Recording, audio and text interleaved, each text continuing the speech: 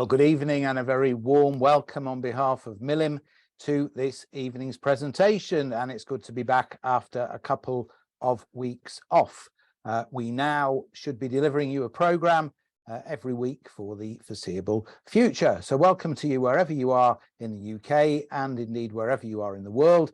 And I'm delighted to welcome viewers in Israel, Ireland, the United States, Canada, and Spain this evening. If there's anybody I've missed from anywhere else, then you are welcome too. Our series of talks and conversations continues with our returning guest, Yanky Fachler, and I'll introduce Yanky in just a moment.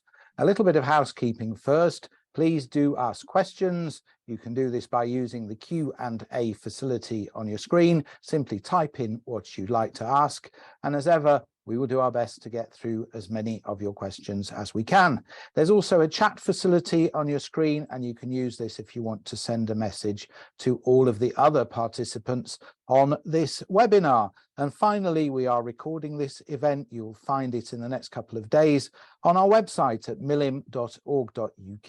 You'll also find recordings of other past talks and presentations there, as well as details of our future program for which you are able to book tickets. And so to our guest this evening. Yanky Fachler is a writer, broadcaster, and public speaker who was born and raised in Letchworth. He is the founder of English Amateur Drama in Israel and is the founder and chair of the Jewish Historical Society of Ireland. Yanky has delivered history talks around the world, including more than 200 delivered over the time of the recent COVID pandemic. This is Yanky's third visit to us. You'll remember he came and spoke about Moshe Dayan and then more recently about Bletchley Park. This evening he's speaking about Jewish Letchworth, his recent book. And he joins us this evening from Dundalk in Ireland. Welcome, Yanky. Wonderful to have you back with us. And without further ado, over to you. Thank you. Thank you so much. And a very good evening to everybody. So the question is, why did the pop-up Letchworth Jewish community extend its sell-by date by 25 years? Now, as has just been mentioned, I'm talking to you from Ireland. Some of you will be familiar with the Book of Kells, the 1200-year-old illuminated manuscript housed in Trinity College, Dublin. Now, imagine that the Book of Kells was housed up the road in the home of a friend. Well, that has almost been my recent experience. Let me explain. A few weeks ago, the world's earliest and most complete copy of an illustrated Hebrew Bible, carbon dated to the late 9th or early 10th century, became one of the most expensive books ever sold when it was up for auction in Sotheby's, New York. It sold for a cool 35 million euro, which is over 30 million pounds. Now, I don't normally follow the goings on at Sotheby's, and news of this record sum may well have passed me by. As soon as I heard about this particular Bible, I had a flash of recognition. You see, for 30 years between 1940 and 1970, in my hometown of Letchworth First Garden City in Hertfordshire, this Bible was part of one of the world's biggest private libraries of old manuscripts, the Sassoon Library, amassed by David Sassoon. The library was housed in the very large private home of our dear friends, just a couple of 100 yards up the road from my family home. As kids, me and my siblings and friends, as well as visitors from all over the world, had frequent sightings of this illustrated Bible, as well as other priceless ancient manuscripts. We were probably too young to appreciate quite what we were looking at, or quite how unique some of these artifacts were. Those of you who are familiar with your Bible stories will remember that when Moses encounters the burning bush, God tells him, "Sha'al na'alecha mi'al raglecha," put off thy shoes for the place whereon thou standest is holy ground. In a 1966 article in Jewish Life magazine entitled Sassoon Treasures, Rabbi Dr. Tzvi Rabinowitz stated that when he visited the Sassoon Library in Letchworth, he was reminded of that biblical verse from Exodus. He too felt he was on holy ground. My childhood friend, Professor David Alexander, recounts that he never in his life saw his father so emotional as when he was given a private tour of the library by the collector's son, Rabbi Solomon Sassoon. It was actually the Sassoon Library was instrumental in my decision to write this book that I've just published, Jewish Letchworth. In early 2016, I received an email from the Letchworth Local History Research Group. They somehow tracked me down and were inquiring about the Sassoon Library. I gave them the information they sought, and our email correspondence led to an invitation to address the Letchworth Garden City Society on the subject of Letchworth's wartime Jewish community. We fixed the date for February 2017. Now, some of you may know that the Jewish Historical Society of England has an English-speaking branch in Jerusalem. And over the years, I've delivered several talks there. And when I was asked to submit some suggested talk titles in mid-2016, I added Letchworth Talk as an afterthought. And to my surprise, that's the topic they chose. To my delight, Jerusalem Talk was standing room only. After I delivered my talk in Letchworth, I received an email from them. Your talk, Letchworth Garden City Society, attracted our best ever attendance and definitely broke the rules on room occupancy. It began to dawn on me that Letchworth was not just dear to me as someone born and raised there, but it still held interest on a local and even international scale. 15 months into the COVID pandemic, June 2021, a bunch of enthusiastic, self-styled Letchworth girls, well, they were girls when we were growing up in Letchworth, now they're in their 60s and 70s, decided to organize a first ever global Letchworth Zoom get-together. And the response exceeded all expectations. And after I delivered an introductory address, close to 100 participants in several countries shared Zoom memories of living in or visiting the unique Letchworth community. Excitement and enthusiasm that evening was palpable. Several people lamented the fact that there was no book about the Letchworth Jewish community. By the end of the 2-hour Zoom meetup, I heard a voice publicly committing to writing such a book. The voice was mine. I was motivated by the fact that once my generation disappears, there will no longer be any eyewitnesses to the miracle that was the Letchworth Jewish community. I'd already written something previously of the Letchworth experience in 2 books, my personal memoir called Yanky's Doodles, you get it, of course, Yankee Doodle, which appeared in 2019, and The Vow, Rebuilding the Fachler Tribe After the Holocaust. That's the story of my parents, Eli and Chava Fachler, which has just been published in a 20th anniversary edition. As I sat down to write Letchworth, 3 expressions hovered in my consciousness. It takes a village to raise a child. Well, that's me. You can take the boy out of Letchworth, but you can't take Letchworth out of the boy. That's me again. And the Hebrew expression, Anachnu mioto hakvar, we're all from the same village. And my book starts with the chapter on Letchworth Garden City, founded in 1903 and based on the principles laid down by Ebenezer Howard. To give you an idea of how revolutionary the Garden City idea was, here is an American philosopher of technology and urban architecture, Louis Mumford, said, at the beginning of the 20th century, two great new inventions took form before our eyes: the aeroplane and the Garden City. In the UK and around the world, Letchworth served as a model for dozens of towns and cities: Welwyn Garden City, Hampstead Garden Suburb, Tel Aviv, Nahalal, Canberra, and many more. George Orwell had a special connection with Letchworth.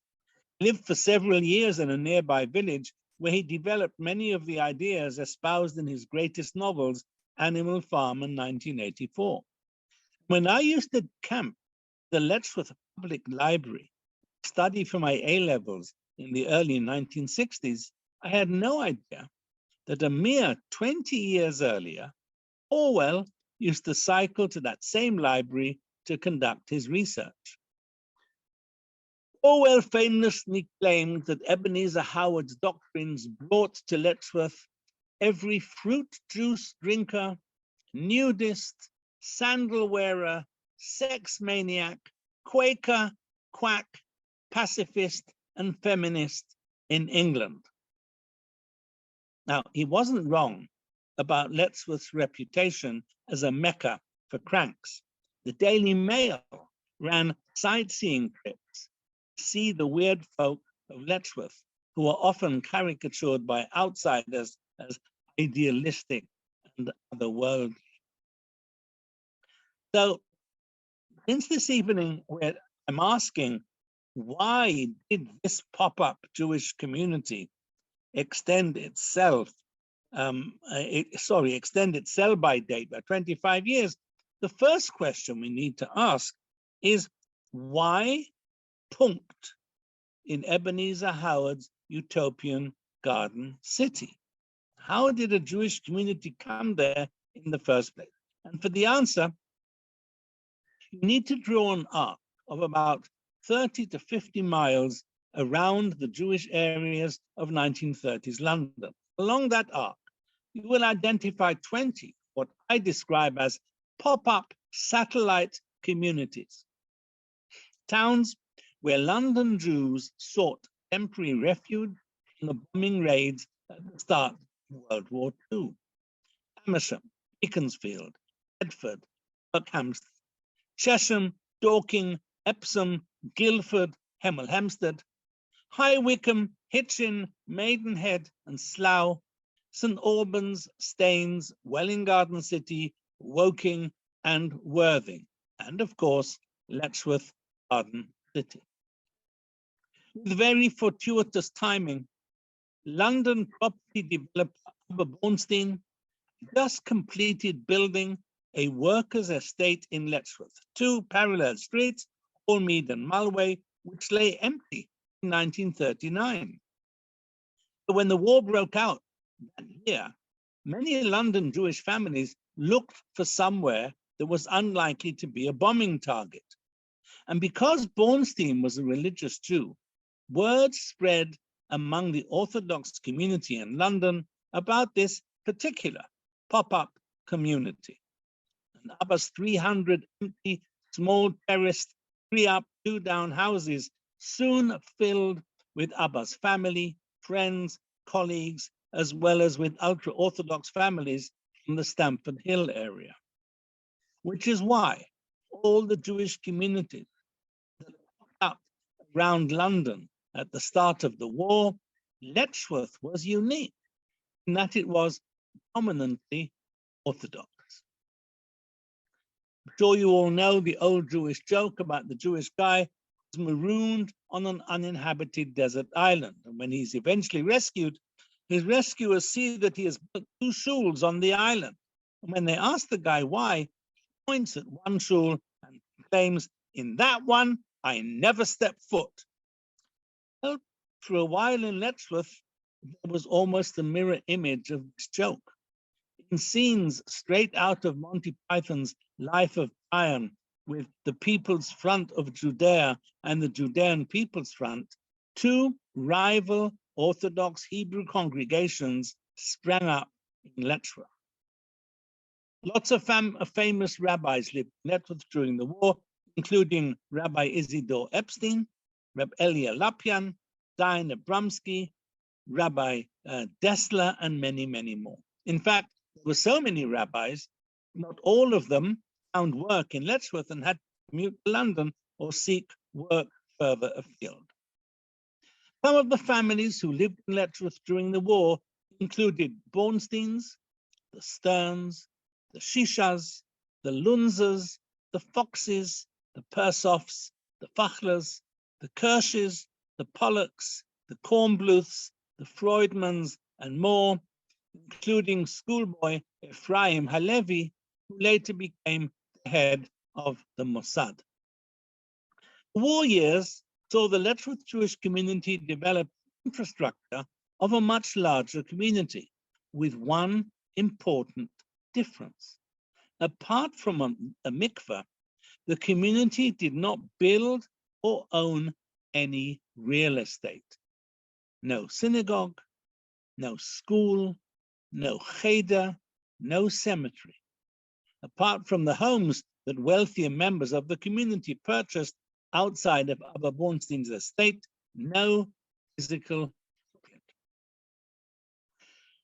As soon as the war ended in 1945, in many of the pop-up Jewish communities, Jewish families flocked back to London. The same happened in Letchworth. Most of the families mentioned earlier returned to London, not all. A rump of several dozen Jewish families remained. I described this period, which lasted from 1945 to 1958, as phase 2 of the community. In the early 50s, Letchworth even had a yeshiva, a small Talmudical boarding school located next to the shul, which was really a shtibel. And I remember mighty snowball battles between the yeshiva boys and the local lads. Now, logically, it shouldn't have been phase 3. Yet for 13 years after the rump of the community left, the rump of the rump, the final phase, the last gasp, would prove to be highly fruitful. And my family was part of that rump of the rump. In 1958, we moved from Hallmead in Abba Bornstein's estate to Sollershott East, where we became neighbors and friends of the illustrious Sassoon family. Sollershott East, as one would call it, became the new center of gravity of the community because the synagogue services were now held in the Sassoon home. I describe in my book how David Sassoon arrived with his famous library and his family in Letchworth in October 1940. And after his death, soon after, his son, Rabbi Solomon Sassoon, became custodian of the library. Rabbi Sassoon was a delightfully eccentric polymath genius who spoke fluent Yiddish. I fondly recall clinging onto him as I sat on the back of his motorbike as we sped between the synagogue in Hallmead and our homes in Sollershott East. In the early 50s, when the British Parliament was seriously considering banning shechita, Rabbi Sassoon had written and printed a defense of shechita that he distributed to every member of Parliament and every county councillor and every town councillor in Britain, totally on his own initiative and at his own expense. Anti-shechita agitation subsided. One day, Rabbi Sassoon asked me, Yanky, do you know what's been wrong with Ashkenazi rabbis the past 200 years? And this question was beyond my pay grade, so I asked him to explain. For centuries, said Rabbi Sassoon, Ashkenazi rabbis have been so rigidly inward-looking, they've failed to find a shared common language with many members of their flocks, especially the younger generation. And if someone was not fully observant The Ashkenazi rabbis shunned them and wanted nothing more to do with them. But it's never been like that with our community. The rabbis accept and embrace everyone, regardless of their level of observance. Our rabbis prefer to emphasize communal unity and family ties rather than fanatic observance. And because we're not judgmental, our communities have always treated their rabbis with great respect. Let me give you an example, Rabbi Sassoon continued. Last week, two totally non-orthodox brothers from the Baghdadi community in London came to Letchworth to ask me, as the rabbi of their community, to give them a blessing for their new joint business venture. Rabbi Sassoon was, of course, referring to Morris and Charles Saatchi. I think he pronounced it Saatchi. Rabbi Sassoon found it totally natural they would make a trip to Letchworth to receive a blessing from their rabbi. I write in the book about Rabbi Sassoon's brilliant sister Flora and about her husband, Rabbi Oscar Feuchtwanger, we called him Reb Usha, who had been on the Dunera hell ship carrying Jewish internees to Australia and who would become Letchworth's communal rabbi from the early 50s. I realized that I had next to no material about Rabbi Sassoon's wife, Alice, even though she was a highly ubiquitous personality as we were growing up. I vaguely remembered an urban legend that Rabbi Sassoon had married the au pair, which I found very unlikely. On a Zoom call to Rabbi Sassoon's son, Acham Isaac Sassoon in New York, I asked him for the missing details. Isaac's surprising response was, "If it were up to my mother Alice, I would not be able to help you. As a young child, and even as a young adult, every time I tried to push my mother about her family background or about my grandparents, she brushed my questions aside. She was always mutter something like, 'Have you nothing else to do?' I simply could not pry any information out of her. And I would have remained, Chacham Sassoon continued, I would have remained in total ignorance were it not for an elderly aunt who sat me down one day in her elegant Jerusalem apartment and said to me, 'Isaac, there is something I need to tell you. I'm not getting any younger, and I suspect that your mother, my niece, Alice, has not told you anything about her life before she escaped to England. If I do not pass on this information to someone soon, no one will ever know the story.' And so, because I asked Isaac, because he had not told anyone about what his aunt had told him 55 years earlier, what I write in my book about Alice Sassoon is a genuine worldwide scoop. This information has never before appeared in print.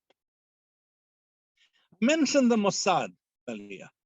If we were able to access the Mossad's index, we would find another long-serving Mossad officer who lived in Letchworth, the late Mike Freudman. And we would find that Ruth Ben David, who kidnapped Yossele Schumacher in 1960 and who was tracked down by the Mossad, had a Letchworth connection. Here is yet another Mossad story. I was visiting my parents in Letchworth for Shabbat in 1969 and was introduced to the Israeli boyfriend of my mother Chava's new Israeli au pair, Dalia, or at least that's the name she gave us. I got chatting to the boyfriend. He told me he was in the IDF. I asked him, "Where are you serving?" I was very surprised by his answer. "Cherbourg, in France." Odder and odder. I continued asking the questions of the young soldier. "And what do you do in Cherbourg?" He says, "I sit on top of a hill and I look through my binoculars at the ships in the harbor." An Israeli soldier who spends his week sitting on a hill in Cherbourg and spends his weekends in Letchworth, all very bizarre. All became clear a few weeks later when the international media broke the story that 5 boats had mysteriously disappeared from their Cherbourg shipyard. It had been ordered and paid for by the Israeli Navy. The French placed an embargo on them. In a complex subterfuge operation over Christmas, 80 Israeli Navy officers and sailors had quietly descended on Cherbourg and spirited 5 boats to Israel. The boats of Cherbourg became a global media sensation. David Frost, on his TV show, That Was the Week It Was, parodied the Christmas song, I Saw 3 Ships Go Sailing By bursting into song himself. I saw 5 ships go sailing by, go sailing by, go sailing by. I saw 5 ships go sailing by on Christmas Day in the morning.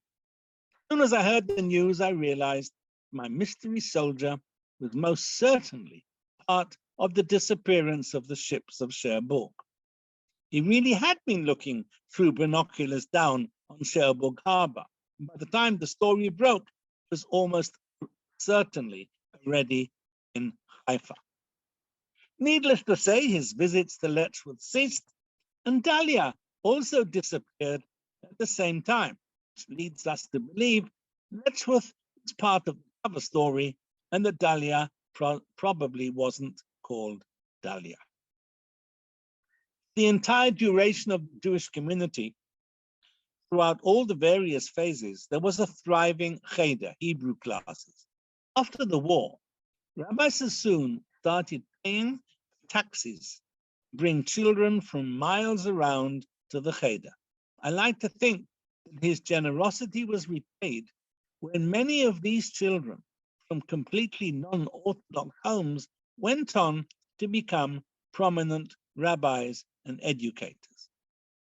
Now, by right, the Letchworth Jewish community may well have fizzled out in the early 1960s, but its sell-by date was extended by another decade thanks to a steady influx of Jewish students from Cambridge, just a short train ride from Letchworth. In the decade between 1960 and 1970, dozens of students came to Letchworth for the weekend, either to be invigilated when exams fell on Shabbat, or to run Shabbos group, or to meet their future marriage partners. Probably the most prominent Cambridge student was Jonathan Sacks, later Chief Rabbi, the Lord, Rabbi Sacks. Jonathan used to hog so much of Rabbi Sassoon's time that Ali Sassoon would beg my mum to invite Jonathan to our home for meals. In 2000, Jonathan wrote to my parents, "Your letter brought back marvelous memories of the old days in Letchworth, which were an important part of my own spiritual development." During this third and final phase of the community, the 60s, the synagogue services at the Sassoon home were followed by my parents' very boisterous Shabbat morning Kiddush, where visitors included Letchworth Member of Parliament Shirley Williams, later Dame Shirley Williams. And in my book, I describe a wedding reception my parents hosted in our home to coincide with the Shabbat Kiddush for my mother's Catholic Spanish au pair and local Catholic Jewish groom. The reception was attended by 3 rabbis and 1 priest. Under the headline, "No Minyan in Letchworth," the Jewish Chronicle in September 1971 reported, "One of Britain's most unusual provincial communities is dying. The community is Letchworth. It is unusual because since the early days of the Second World War, it has been a stronghold of orthodoxy. The congregation in recent years revolved around the Sassoon family, and it was at their home that services were held twice daily. but the Sassoons have emigrated to Israel, and other members of the congregation have left the Garden City too. Now, one of its leading members, the reference here is to my father, who was the last president of the community, is leaving because he says that he can no longer get a minyan in Letchworth on Shabbat. The last chapter of my book is devoted to the legacy of the Jewish community, with quotes from several dozen people who had lived in Letchworth or visited Letchworth. And all of them express very similar sentiments, that 50 years after Letchworth's Jewish community effectively ceased to exist, so many of us still basking in its afterglow.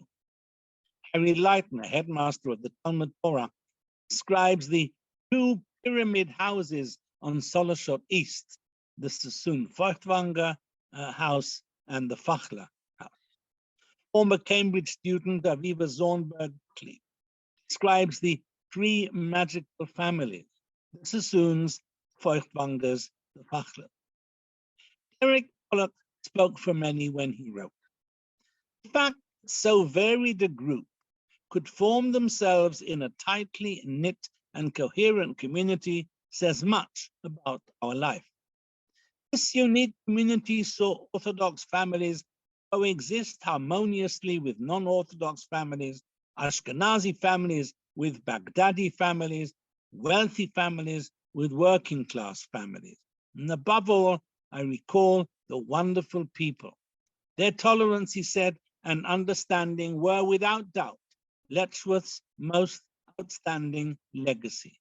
There will never be another Letchworth."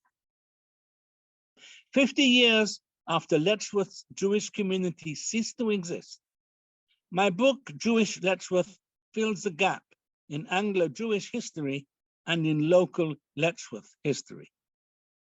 Thank you, and I welcome your comments and questions.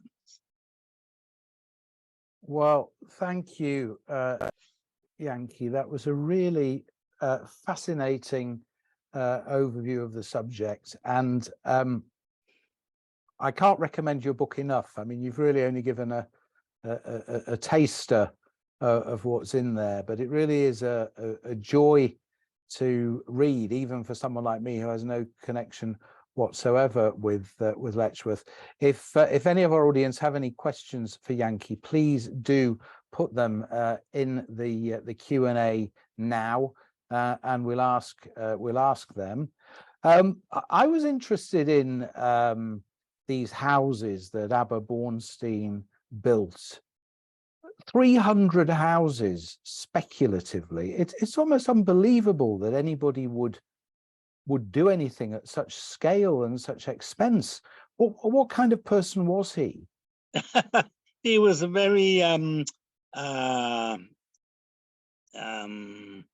he wasn't large in physical size, but he was large in his dealings. He was the head of the Mizrahi. He was the ultimate macher. He was one of the main machers, basically in England at the time. And yeah, he had two brothers living, or rather working. They built a factory doing uniforms next to Letchworth, literally next door. And yeah, he had now obviously there was he'd obviously been led to believe that Letchworth needed a workforce, but timing wise, the workforce hadn't yet emerged, and suddenly the war was on, and then Letchworth gets inundated with not just Jewish, but hundreds and hundreds of non-Jewish kids pour into Letchworth from London as part of the national program of kids being sent away to out of harm's way. And so it really was. Now, I say 300.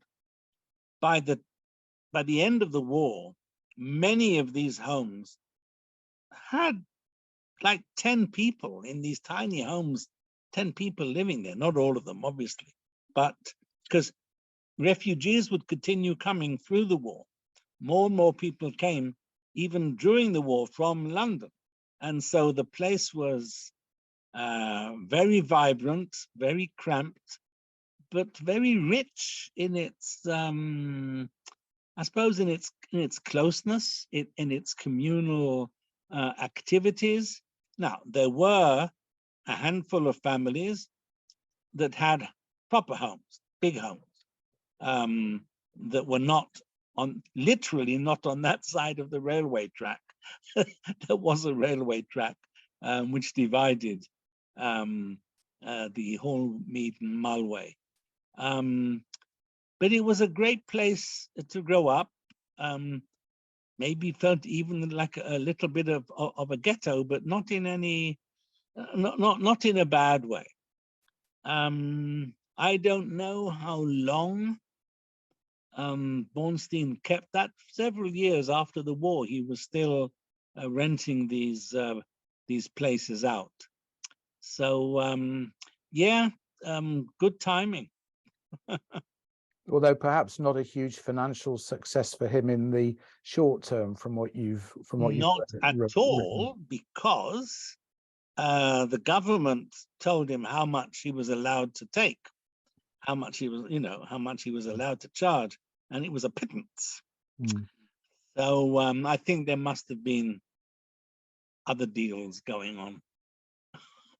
Interesting. Again, if anybody has a question, please put it in the Q&A. Maybe some of our viewers also have an experience to share. That's okay too. It's interesting. Letchworth is only an hour from London. Many other satellite towns have become vibrant Jewish centers. I wonder why Letchworth hasn't had a renaissance. So that's a very interesting question. I launched my book in Letchworth, which obviously for the local community, the bookshop where I did it said they'd never seen such a crowd come into a bookshop for a launch. Now, I knew of one Jewish guy in his 80s, still living in Letchworth. And I, in my innocence, believed that the current Jewish population of Letchworth was 1. But some of the people who came along to my talk made it clear to me that they lived in Letchworth, that they were Jewish, but each one of them believed that they were the only Jew in the village. And apparently, there are about 50 Jews living in Letchworth, but with one huge difference. There is no community. They belong to Stevenage community, they belong to Welling Garden City community, or they don't belong to any community. And that blew me away. I had no idea that 50 stragglers had found their way back. And of course, if you look geographically at the push out from London, it makes perfect sense. But none of them seem to be aware that there were any other Jews. Now, whether something will happen as a result, I have no idea. But Letchworth is having a Jewish renaissance that I was totally unaware of as I wrote the book. How long did it take you to write the book? And was there any particular difficulty you encountered in researching it? No. I've written several books, so the act of writing is not something novel for me. I had a good basis, my own memories of Letchworth, and I also knew of several people who had written short or longer memoirs. And of course, receiving those was a huge benefit for the book. And anyone reads the book will see that I quote a lot of people because a lot of people wanted to share with me. So I also had a very quick idea of what chapter headings I wanted for the book, and basically I wrote according to that. Now don't forget, this was lockdown time, and so I wasn't going anywhere, and so I wrote intensely for about 7-8 months, and at the end of the process, I managed to find a mainstream publisher, Valentine Mitchell, which I was very pleased about. Now, mainstream publishers take much longer to get their act together than when you do it yourself. So it took another year or so before the book came out, but I'm very happy with the result. And I have to say that from people who shared the Letchworth experience in some way, the feedback has been very warm and very genuine. And that's good because, you know, different people have different experiences and different people come from different backgrounds. And it's been very heartening. And people who've never been to Letchworth, like yourself, are also, you know, expressing very positive feedback about the book. So obviously, I'm very happy about that. So what's next? Oh, I'm always working on something, Jonathan. Are you going to give us a clue?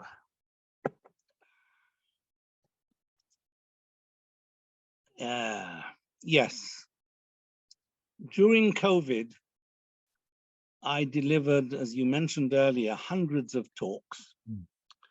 And I also was involved in an interesting experiment of a Shabbat Zoom service. And a sponsor has come forward. It only just finished now after 3 years and 2 months. So I'm putting together a book with a history of the minyan, which goes back decades, people's appreciation of what the Zoom minyan did for them during the dark days of lockdown, and another bunch of sermons. I'm literally just putting that all together, and that should be coming out before the high holidays. That's my plan. Well, we look forward to that. Do come and tell us all about it when it's ready. Our audience have been very shy tonight. I thought with so many people with a connection, you will be inundated with questions. Obviously, you've answered them all in the extremely well-written and detailed book. This is Jewish Letchworth. We'll be sending a follow-up email tomorrow, which will have details of where you can buy the book if you want it, but it is available on Amazon and in other places too. Yeah, in London, it's available in 3 or 4 of the Jewish bookshops, Golders Green, Hendon, and you can get it through the websites of Valentine Mitchell, and it's on Amazon. So, and I know people have been buying it that way too. And it's very good, and probably everybody's going to have a connection to somebody who's mentioned in the book. Just to say thank you to you, a copy of the book of some of my photographs. This is Magen David Adom, Saving Lives in Israel. So that will be winging its way to you in the next day or so. Fantastic. Now, next week on the 3rd of July, we have local playwright Helen Fraze. She'll be in conversation with Georgina Sherman about her play, 1942, Can We Escape from Pletzel, Paris? And a reminder that on the 5th of July, there will be a special screening of the film of that play in memory of the late Lawrence Gorsden, who appears in the film. And then on the 10th of July, we're partnering with the Leeds branch of the Council of Christians and Jews, and we welcome Rabbi Adam Zagoria Moffat. He's the rabbi of the St. Albans Masorti congregation, and he is speaking about Rabbi Josh, Jesus in the Jewish context. To be sure you find out about all of our events, both live and online, please visit milim.org.uk and sign up to our newsletter. All of our online events are free, but you can make a donation to help with our costs if you wish. There's a link here in the chat now. So it remains for me to thank our guest, Yanky Fachler. Once again, thank you so much, Yanky. Thank you. And looking forward to seeing all of you again soon. Until then, stay safe. See you soon. Thank you very much. Bye, everybody.